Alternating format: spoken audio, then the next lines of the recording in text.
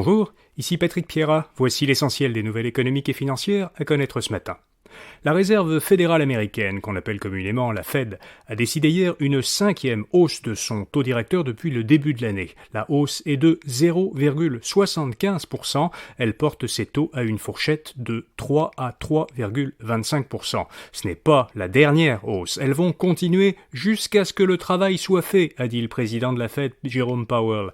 Par faire le travail, Powell veut dire ramener l'inflation à 2% alors qu'elle était à 8,5% en juillet.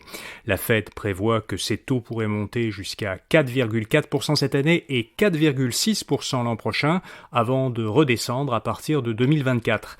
Ils pourraient descendre à 2,9%, soit à peine en dessous de leur niveau actuel, mais seulement en 2025, dans 3 ans. Les Québécois s'adaptent à la hausse des prix en épicerie. Selon un sondage de l'université Dalhousie d'Halifax en Nouvelle-Écosse, l'inflation des produits alimentaires semble avoir modifié certains comportements des Québécois. Ainsi, dans la dernière année, 29% ont utilisé davantage les programmes de fidélité pour payer leurs courses, 27% ont consulté plus souvent les circulaires, 21% ont utilisé plus de coupons rabais, 16% ont acheté plus souvent leur nourriture dans des magasins à bas prix et 14% ont commencé à faire pousser leurs propres légumes. Encore l'inflation, mais vue du côté des salaires cette fois. Les employeurs du Québec comptent augmenter les salaires de leurs employés de 4,1% en moyenne l'an prochain, selon une enquête de l'Ordre des conseillers en ressources humaines agréées. C'est la première fois depuis 2008 que les employeurs prévoient une hausse moyenne de salaire aussi élevée. Le taux de propriété a un peu diminué au Québec au cours des 10 dernières années, selon les données du dernier recensement.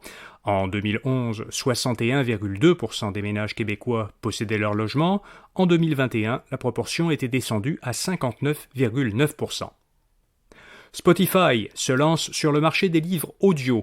Les utilisateurs américains de la plateforme suédoise d'écoute en continu ont maintenant accès à un catalogue de plus de 300 000 livres audio. L'écoute de ces livres n'est pas incluse dans l'abonnement premium. Chaque livre audio est vendu individuellement.